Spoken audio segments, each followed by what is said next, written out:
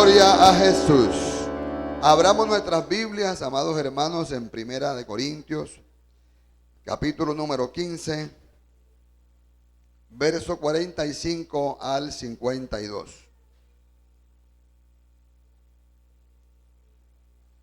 Primera de Corintios,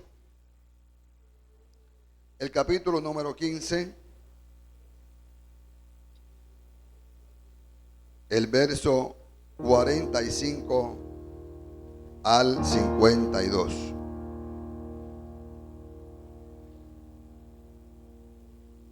Dice la palabra de Dios: así también está escrito: fue hecho el primer hombre Adán, alma viviente; el postrer Adán, espíritu vivificante. Mas lo espiritual no es primero, sino lo animal, luego lo espiritual. El primer hombre es de la tierra, terrenal. El segundo hombre, que es el Señor, es del cielo. ¿Cuál el terrenal? Tales también los terrenales. ¿Y cuál el celestial? Tales también los celestiales.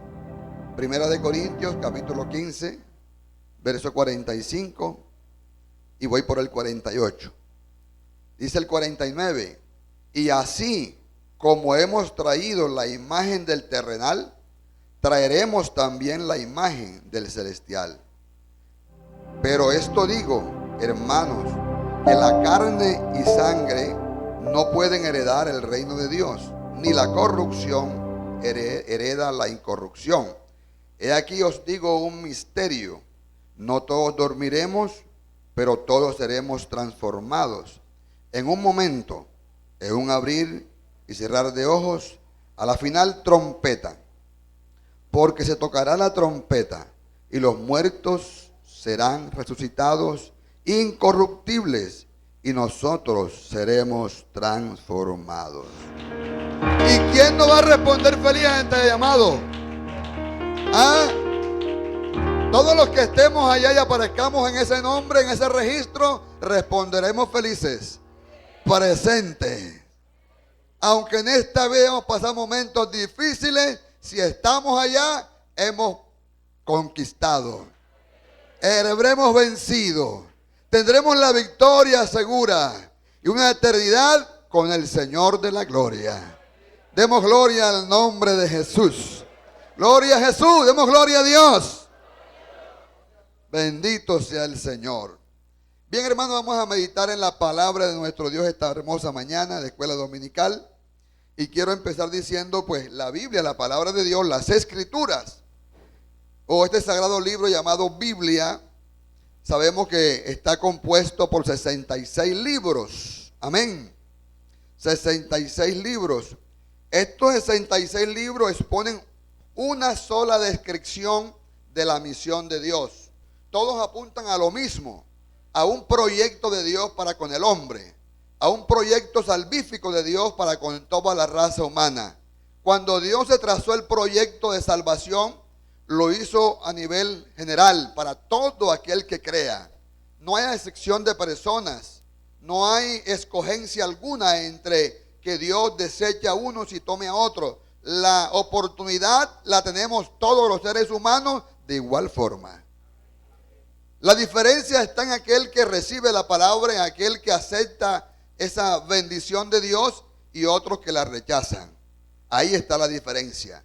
Ojalá todos los que estemos aquí estemos del lado de los que recibimos la palabra de Dios. Demos gloria al nombre de Jesús. Entonces, todos estos 66 libros apuntan a esa misión de Dios para salvar a un pueblo, y bien lo dice la palabra, de toda tribu, de toda lengua y de toda nación. Y establecer dentro de la tierra, dentro de la sociedad, dentro del globo terráqueo, dentro de la humanidad, su reino. Él vino a establecer un reino. La Biblia dice que Jesús en su predicación inicial dijo: arrepentíos porque el reino de los cielos se había acercado. Amén. Y entonces invita a todos los hombres a arrepentirse y creer en el evangelio del reino. Este reino de los cielos se está extendiendo a toda criatura y en todas las naciones. Escuchamos el informe misionero concerniente algunos países donde el reino ya se ha establecido, que seguramente había tinieblas, oscuridad, pero ha llegado la luz del evangelio, porque el evangelio es luz que alumbra el entendimiento de los incrédulos, aquellos entendimientos donde el diablo ha entenebrecido su forma de pensar y decidir, pero el Cristo de la gloria ha venido para darnos entendimiento y conocer al que es verdadero, y estamos en el verdadero. Jesucristo sigue siendo el verdadero Dios y la vida eterna. Demos gloria al nombre de Jesús. Demos gloria al nombre de Jesús. Así que la intención de Dios fue establecer su reino aquí en la tierra, y a través de la predicación del evangelio, que tiene que ver con su muerte, sepultura y resurrección, la de Jesús, entonces el hombre de hoy puede lograr percibir, recibir los beneficios que trae el reino de los cielos consigo. Demos gloria al nombre del Señor. Estos 66 libros a los que hemos hablado, digo 66 porque se va a abrir un número 67. Bíblicamente existirá otro libro, aparte de los 66 que estamos aquí en la palabra de Dios escudriñando y examinando a través de los tiempos. La Biblia dice que se abrirá otro libro. Quiere decir que será el número 67. Amén. Y se llama el libro de la vida. También fue abierto otro libro, y el que no se halló inscrito en ese libro de la vida será echado en el lago que arde con fuego. Así que por eso cantamos: cuando allá se pase lista, yo feliz a mi nombre quiero responder. Porque el que no se haya inscrito en ese libro que se va a abrir un día, entonces ya no habrá más escapatoria, no habrá más oportunidad. La oportunidad es ahora para que su nombre sea inscrito en el libro de la vida. ¿Cuándo? ¿Cómo? Una vez usted se bautice en el nombre del Señor Jesús para el perdón de los pecados y para ser salvo, su nombre es inscrito en ese libro llamado libro de la vida. ¿Cuándo se abre ese libro? Después del milenio. Sabemos el paso a paso que lleva la iglesia en este recorrido aquí en la tierra, y sabemos que cualquier día de esto, en un momento, en un instante, en un abrir y cerrar de ojos, Jesucristo viene por su iglesia. No va a pisar la tierra del Señor. Él nos espera en las nubes, y Él mismo, Él, con voz de mando y con trompeta de Dios, porque sonará la trompeta, dice la Biblia. Entonces los que estén muertos en Cristo resucitarán primero. ¿Por qué primero? Porque después hay una resurrección para los que mueren sin Cristo. Y la Biblia dice: bienaventurados los que hacen parte de la primera resurrección. La segunda, nada que ver. ¿Sí o no? Eso es ya levantarse para el juicio. Entonces, después del levantamiento, los que estén muertos se levantan primero, pero no nos van a adelantar a nosotros, tampoco nosotros a ellos. Juntamente con ellos, nosotros que vivimos seremos transformados. Amén. Vamos al cielo. 7 años de fiesta con el Señor. A ponerlo aquí en contexto rápidamente. 7 años de fiesta allá en el reino de los cielos, mientras aquí en la tierra está la gran tribulación, dividida en dos partes: 3 años y medio de una aparente paz mundial, y 3 años y medio de guerra y conflicto y problemas. Después de eso vendrá el milenio. El milenio es el gobierno justo y equitativo del Señor aquí en la tierra, donde los hombres entenderán que sí se puede gobernar con justicia y equidad. Y entonces en ese milenio es cuando la oportunidad para otro pueblo llamado Israel aparecerá. Después del milenio es que se va a abrir el libro de la vida, y allí entonces el Señor comenzará. Amén. El que no se halló inscrito allí en ese libro será echado al lago que arde con fuego y azufre. Estos 66 libros de la Biblia hoy no discrepan, no se contradicen. El Antiguo Testamento establece el escenario, la plataforma que nos conduce a Jesús. El Antiguo Testamento, en todos sus libros, es como la antesala, por decirlo de esa manera, al advenimiento de Jesús. Todos apuntan a la manifestación gloriosa del Señor Jesús. Los evangelios, Mateo, Marcos, Lucas y Juan, revelan su persona, su identidad. O sea, revelan a Jesús, y no solamente a Jesús, también revelan su obra, su ministerio, su proceder, lo que él hizo en medio de la humanidad en 3 años y medio de ministerio público. El resto del Nuevo Testamento, aparte de los evangelios, desarrollan las implicaciones, o sea, los efectos de la muerte, sepultura y resurrección de Jesús. Y todo nos lleva, todos ellos, tanto el Antiguo Testamento como el Nuevo Testamento, nos revelan, nos muestran la gran misión de Dios para con el hombre. El Antiguo Testamento da promesas y el Nuevo Testamento el cumplimiento de esas promesas. Así que no es que sea un libro o libros aparte de uno del otro. Todos van engranados, bien organizados, de tal manera que todo tiene cumplimiento tal cual como está escrito en la palabra del Señor. Primero pasa el cielo y la tierra, pero su palabra no pasará. Cielo y tierra pasará, pero su palabra permanece para siempre. En el Antiguo Testamento, después que el primer Adán falla, vemos a Dios con la intención. No olvidemos que el primer Adán falló, desobedeció a Dios, al igual que Eva. Pero Dios tiene la viva intención de reiniciar su misión para con los hombres.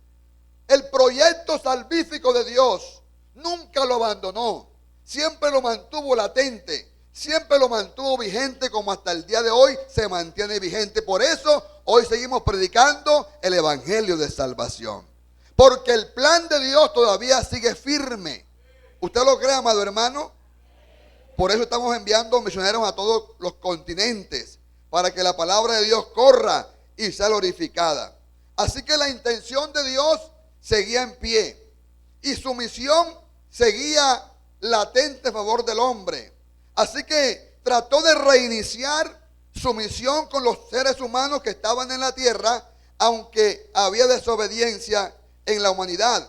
Y entonces, ¿cómo nosotros podemos ver el reinicio de Dios a favor del hombre? A través de los sucesos escritos en el Antiguo Testamento, a través de los eventos ocurridos que nos demarcan y nos muestran latentemente la intención de Dios para con el hombre. Y dice la Biblia que tomó una familia de Noé y su familia. Después del diluvio, Dios trata de reiniciar un proceso.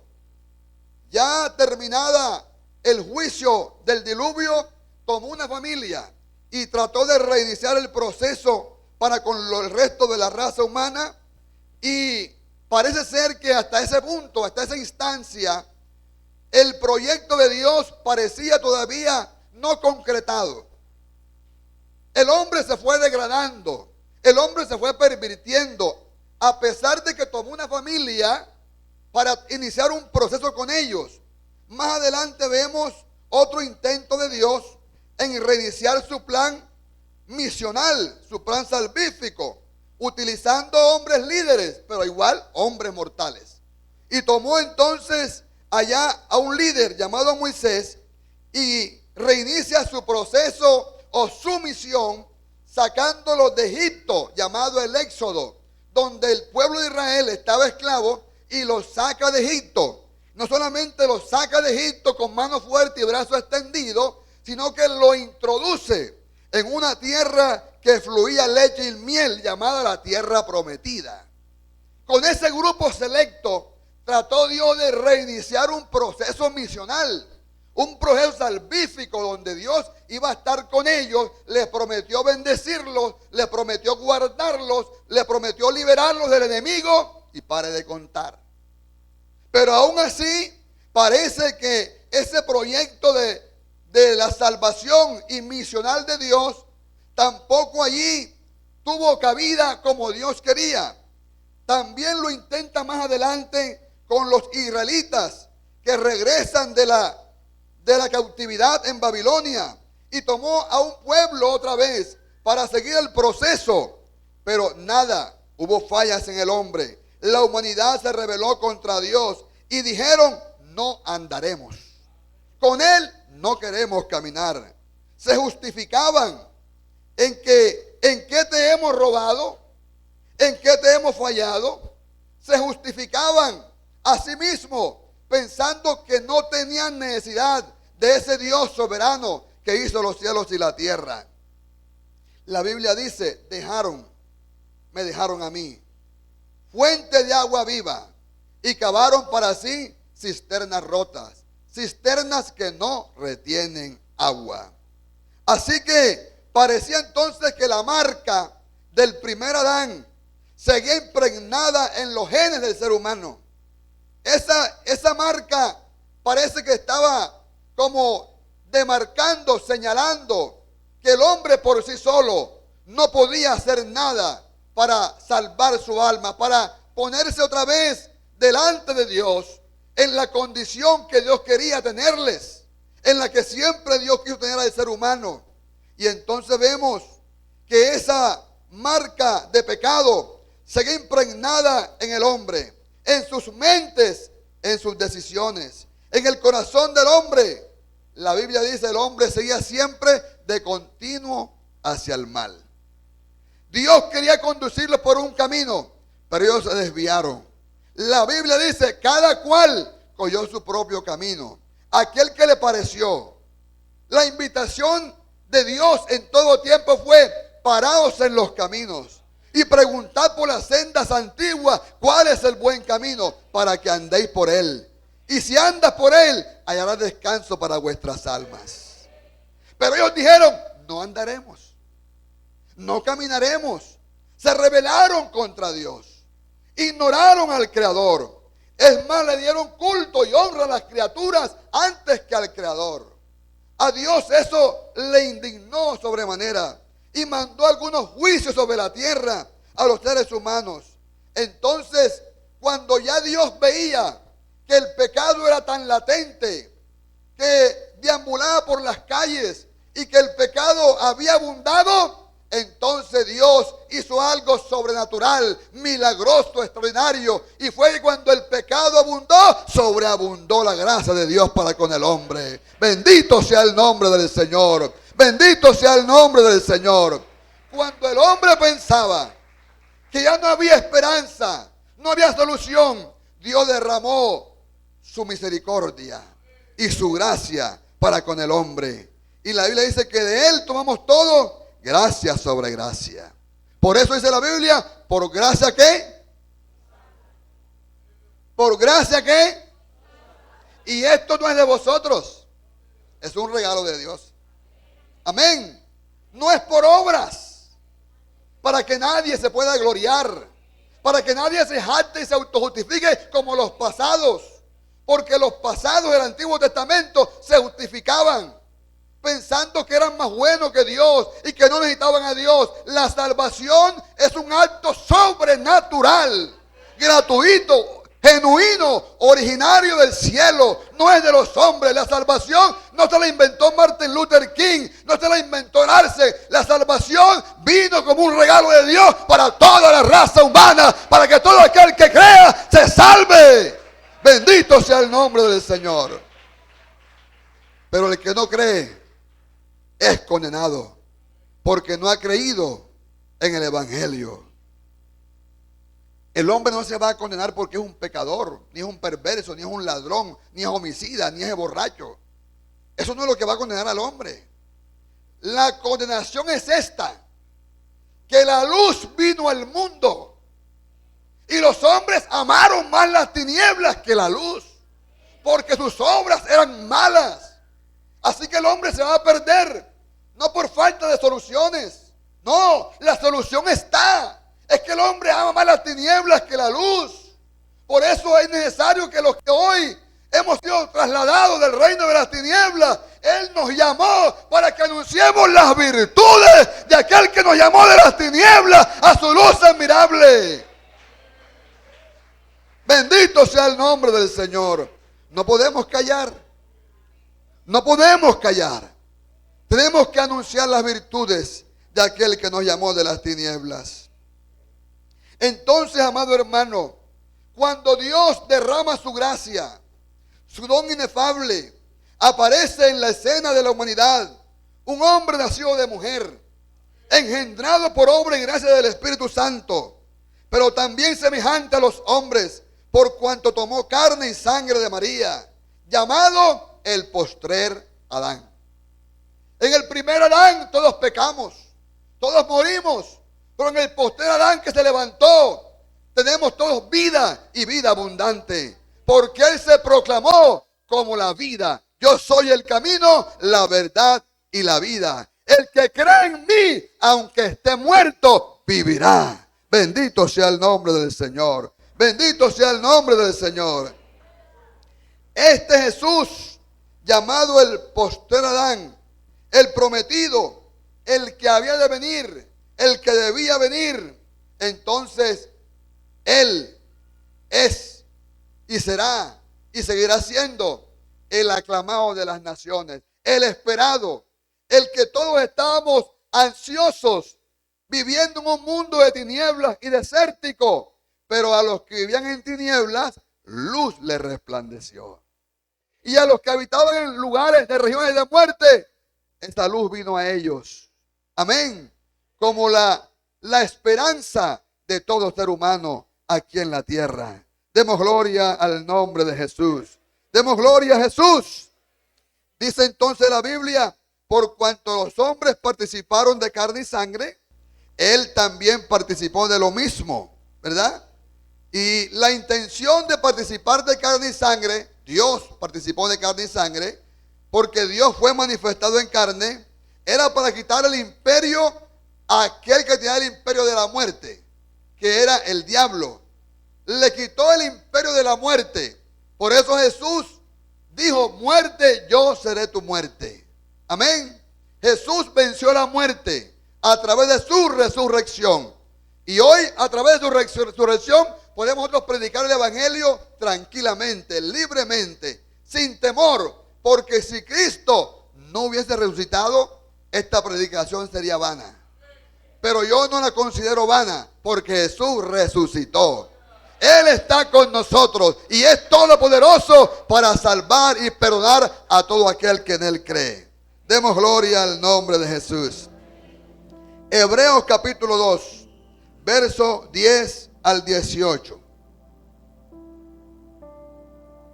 Voy corriendito, así que téngame ahí el oído agudo, pendiente para lo que vamos hablando. Hebreos 2, del 10 al 18. Porque convenía a aquel por cuya causa son todas las cosas y por quien todas las cosas subsisten, que habiendo de llevar muchos hijos a la gloria, perfeccionase por aflicciones al autor de la salvación de ellos. Porque el que santifica y los que son santificados, de uno son todos. Por lo cual no se avergüenza de llamarlos hermanos, diciendo, anunciaré a mis hermanos tu nombre, en medio de la congregación te alabaré. Y otra vez yo confiaré en él. Y de nuevo, he aquí yo y los hijos que Dios me dio, dice la palabra de Dios. Y seguimos leyendo. Así que por cuanto los hijos participaron de carne y sangre, Él también participó de lo mismo. Estoy hablando de la misión de Dios, milenialmente hablando. Dios se propuso salvar a los hombres, aunque eran desobedientes, y la misión sigue firme. Ahora, a través de Jesucristo, continúa la misión, su proyecto salvífico. Y dice que se manifestó en carne y participó de carne para destruir por medio de la muerte al que tenía el imperio de la muerte, esto es, al diablo, y librar a todos los que por el temor de la muerte estaban durante toda la vida sujetos a servidumbre. Porque ciertamente no socorrió a los ángeles, sino que socorrió a la descendencia de Abraham, por lo cual debía ser en todo semejante a sus hermanos, para venir a ser misericordioso y fiel sumo sacerdote en lo que a Dios se refiere, para expiar los pecados del pueblo. Pues en cuanto él mismo padeció, siendo tentado, es poderoso para socorrer a todos los que son tentados. Demos gloria al nombre del Señor. El primer Adán tenía una misión. La misión que Dios le dio a Adán y a Eva era: multiplíquense y llenen la tierra y sojúzguenla, señoreen sobre ella, administrenla y multiplíquense de manera generacional. Bueno, eso se cumplió, pero no se cumplió como Dios quería, porque lo que Dios quería era que la imagen de Él que había impregnado en Adán no se perdiera, que se multiplicaran, sí, que llenaran el mundo, la tierra de la creación de Dios, pero que no se perdiera la imagen de Dios que había impregnado en Él. Pero vemos que eso no se dio, que se cumplió parte de la misión y era multiplicar sobre la tierra, pero perdió el hombre la imagen de Dios. Jesús vino a este mundo, el postrer Adán, para devolvernos la imagen que el hombre había perdido. Ahora nosotros todos los días nos vamos perfeccionando hasta que alcancemos la estatura de ese varón perfecto, porque nosotros tenemos que crecer en la iglesia, no podemos quedarnos a media. Somos una iglesia llamada a crecer de manera integral, numéricamente, pero también intelectualmente, espiritualmente, como quiera llamarlo. Nosotros tenemos que crecer y parecernos a aquella figura, aquel ser maravilloso llamado Jesús, que vino a mostrarse como el ejemplo nuestro. Nosotros tenemos que alcanzar la estatura de ese varón perfecto. Amén. El apóstol dijo: no descansaré y tengo dolores como de parto hasta que Cristo sea formado en vosotros. Demos gloria al nombre de Jesús. Demos gloria al nombre de Jesús.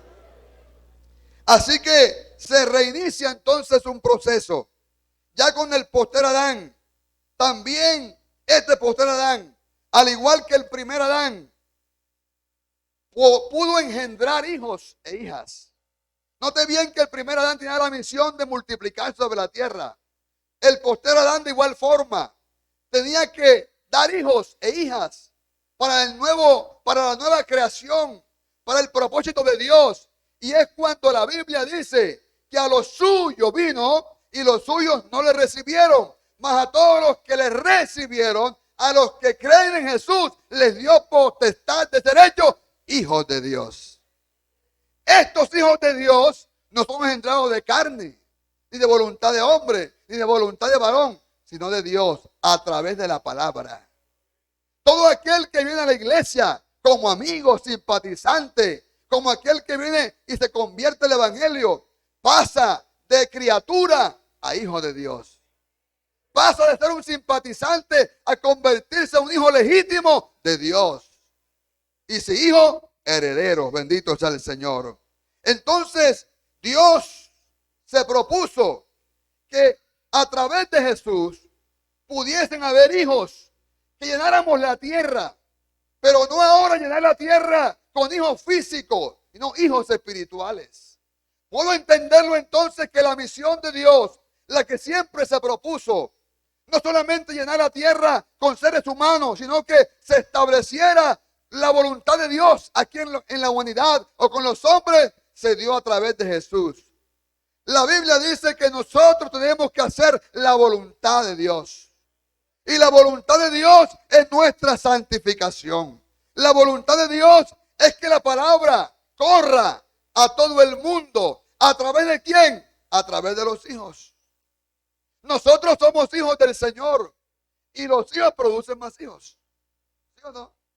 Van engendrando, van engendrando, van engendrando. Así como a Adán se le dio la orden de multiplicar sobre la tierra, ahora la orden es que esta iglesia llamada el cuerpo de Cristo se multiplique, crezca numéricamente, espiritualmente. Y la única forma es que usted y yo nos comprometamos con Dios en tener hijos espirituales.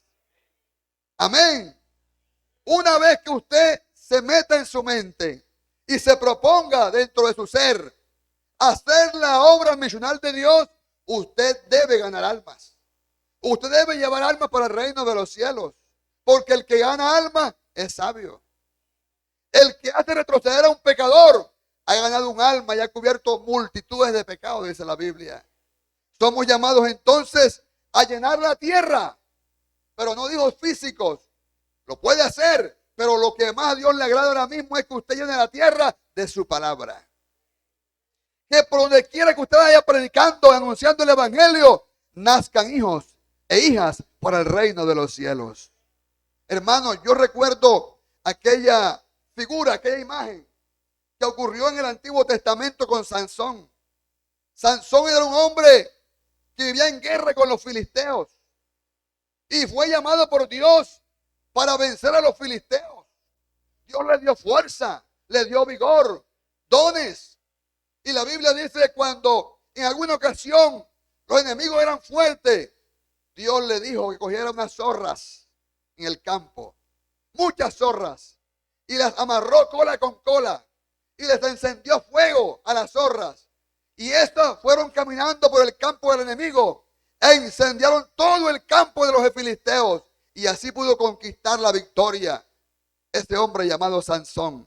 Hermano, así es la iglesia hoy. Aquellos tipos de lo que la iglesia hace hoy. Nosotros estamos unidos en un solo propósito. Haya pues en vosotros este mismo sentir que hubo en Cristo Jesús, Señor nuestro. Y llenar la tierra de la predicación del evangelio. Hoy podemos incendiar el mundo entero con el mensaje poderoso de salvación. Bendito sea el nombre de Jesús.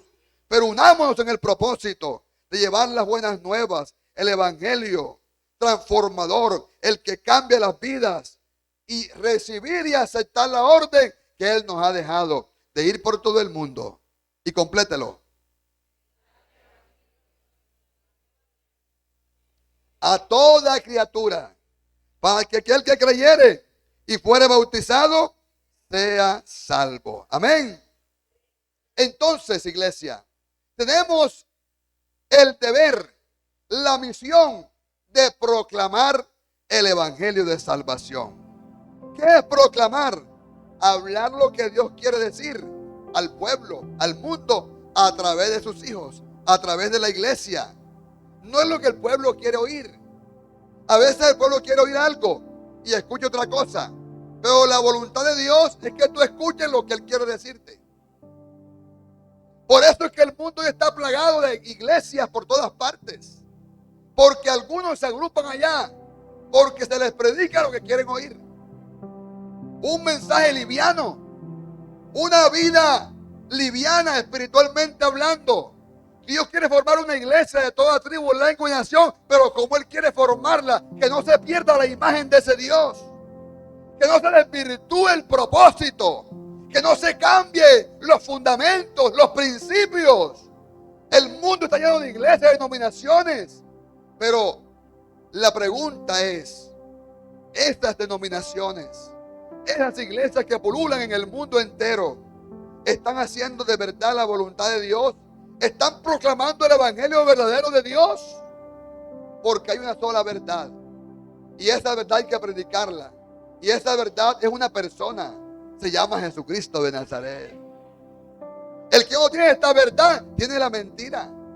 No hay tres formas de ser. O tiene la verdad o tiene la mentira. O se cree la verdad o se cree la mentira. No hay media verdad. No hay media mentira. O es verdad o es mentira. Si no es Jesús el epicentro del evangelio, está perdido. Yo sigo diciendo, Jesús sigue siendo el epicentro de este poderoso evangelio de salvación. Digamos gloria al nombre de Jesús. Dale el aplauso fuerte al Señor esta mañana. Bendito sea su nombre. Bendito sea su nombre. Entonces, amado hermano, tenemos que proclamar el evangelio. Proclamar, repito, es decir lo que Dios quiere al mundo, a su pueblo. Esta proclamación que llevan los hijos, engendrando más hijos, llevan consigo verdades que no admiten duda. No predicamos un evangelio inventado. No predicamos un evangelio que de pronto lo heredamos por simplemente algo tradicional. No es una tradición el evangelio. El evangelio es poder de Dios. El evangelio lleva consigo sucesos históricos reales que no se pueden ignorar. No son fábulas, no son cuentos inventados, no son historietas como otras que andan por allí. El evangelio, hermano amado, son sucesos reales e históricos que todos los días siguen pasando en nuestro entorno. Porque todos los días Dios sigue transformando corazones.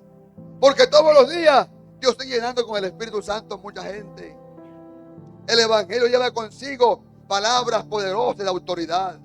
No son palabras de hombre, no son palabras humanas, es palabra de Dios.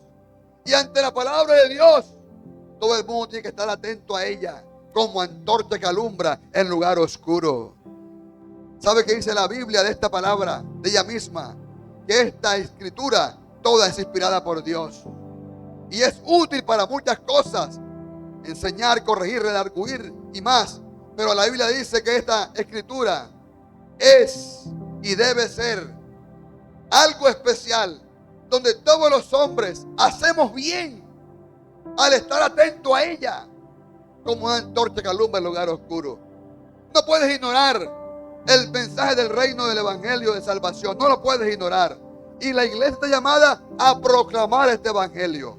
Este evangelio también lleva consigo un personaje sobrenatural que se llama Jesús de Nazaret.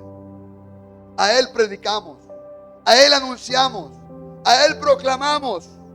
No proclamamos a un ser que murió y quedó sepultado. No, proclamamos a un ser maravilloso que ciertamente murió, pero que al tercer día se levantó entre los muertos con poder y gloria. Y que esta mañana está con nosotros aquí congregado. Bendito sea el nombre de Jesús. Este personaje principal del evangelio se dijo, y él mismo dijo: si alguno tiene sed, venga a mí y beba, y de su interior correrán como ríos de agua viva. Este Jesús dijo: yo soy la resurrección y la vida. El que cree en mí, aunque esté muerto, vivirá. Estoy hablándole del personaje principal del evangelio, de aquel que el Antiguo Testamento apuntó, que lo miró de lejos, que lo señaló y lo esperaron anegadamente, sosegadamente, pero que no fue para ellos el tiempo, sino para nosotros. Hoy los que hemos creído en el evangelio nos hemos encontrado con el personaje histórico de la humanidad llamado Jesús de Nazaret. A Él sea la gloria por siempre y para siempre. Bendito sea el nombre del Señor. Jesús dijo: el que cree en mí, aunque esté muerto, vivirá. El que cree en mí, de su interior correrán ríos de agua viva. El que a mí viene, yo no le echo fuera. Yo soy la luz del mundo, y el que en mí cree no andará en tinieblas. Amén. Yo soy el pan vivo que descendió del cielo. Y si podemos hablar aquí todo lo que es Jesús para nosotros, créame, amado hermano, encontraremos un oasis de bendición para todos. Encontraremos que en Él está todo lo que el hombre necesita. Dios, en su misión y en su proyecto salvífico, nos dejó a Jesús como su manifestación, como el Cristo, como el Redentor, como aquel mediador que a través de Él podemos alcanzar salvación y encontrarnos con el verdadero Dios. Jesús dijo: yo soy el camino, la verdad y la vida. Nadie, escúchame, amado hermano y amigo, nadie, llámese Francisco, llámese Pablo II, llámese como quiera llamarse María, nadie viene al Padre si no lo hace a través de Jesús. El único que puede encontrar y hallar a Dios es a través de Jesús. Si pretendes entrar al reino de los cielos, tienes que entrar por conocer al verdadero que se llama Jesús de Nazaret. Sin Él no hay salvación. Sin Él no hay perdón. Sin Él no hay liberación. Alabado sea el nombre de Jesús. Te lo presento esta mañana. Te lo sugiero esta mañana. Te lo garantizo esta mañana. Jesús es y será para nosotros nuestra máxima expresión. Él para nosotros es y será lo que siempre estuvimos buscando y no lo encontramos en el mundo. Él nos encontró a nosotros. Cuando estábamos perdidos y hundidos, Él se apareció en nuestro camino. Aquí vemos hijos de creyentes y ahora lo vemos servir en la iglesia. Y entonces uno dice, qué bendición el haber nacido en la iglesia. Pero hay que irnos al pasado un poquito atrás y mirar cómo Dios se le atravesó a unos padres, a unos abuelos. Sí, fue allá atrás donde Dios se pasó por el camino de un papá, una mamá, un abuelito y llamó a alguien en la familia. Y a través de alguien que llamó, estableció su propósito salvífico en esa familia. Y nosotros nacimos en ese hogar. ¡Qué bendición! ¡Qué bendición para nosotros! ¿Usted lo buscó? No, se le apareció. ¿Sabe por qué? Porque las cuerdas nos cayeron en lugares deleitosos. Y es hermosa la heredad que nos ha tocado. Aquí nadie buscó a Dios. Yo puedo mirar aquí a Racini, Angie. Está en la iglesia, es servidora. Nació en un hogar cristiano. Mi hijo nació en un hogar cristiano. Hermanos, hijos, muchachos que están aquí, tuvieron la dicha, la bendición de haber nacido en un hogar cristiano. Créame. Yo decía al hijo mío esta semana, oye, hijo, qué bendición ser cristiano. Yo le decía a él, hablando en el carro, decía, hijo mío, de verdad, qué bendición ser cristiano. Y yo esperaba que él me respondiera otra cosa. ¿Sabe qué me dijo? Para mí también, papá, una bendición haber sido cristiano. Y eso va heredándose a los nietos. Los nietos que nacen en un hogar cristiano es una bendición. Por eso es que hoy estamos en la misionalidad de Dios y podemos decir sin temor a equivocarnos que, hermanos amados, qué bendición tener a Cristo en el corazón. Iglesia amada del reposo, qué bendición habernos encontrado con Él.